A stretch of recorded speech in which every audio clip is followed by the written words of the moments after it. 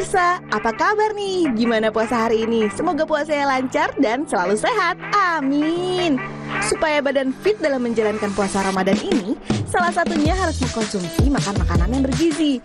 Nah, ngomong-ngomong soal makanan bergizi, Cooking is Fun mau kasih resep menu berbuka puasa untuk pemirsa di rumah.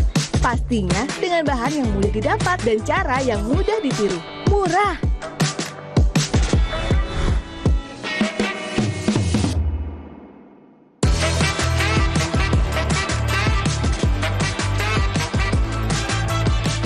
Bahan sudah ready, saatnya kita masak. Pertama, iris-iris memanjang buah nangkanya, lalu potong-potong kolang-kalingnya yang merah merona menggoda ini.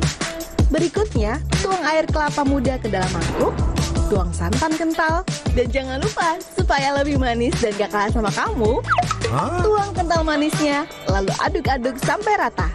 Berikutnya, siapkan mangkuk dan tuang es batu. Lalu masukkan kolang-kaling yang sudah dipotong-potong, disusul masukkan kelapa muda kerok, dan masukkan irisan buah nangkanya. Lanjut lagi nih, kita campur dengan nata de coco. Dan tambahkan buah alpukat yang sudah dikerok seperti ini. Setelah perbahanan sudah ditata dalam satu mangkok, tuang santan, air kelapa muda, dan kental manis yang sudah dicampur tadi.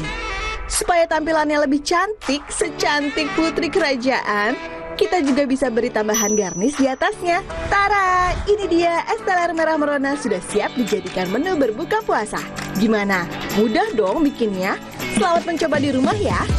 Dapatkan menu lainnya selama bulan Ramadan di Cooking is Fun. Tentunya hanya di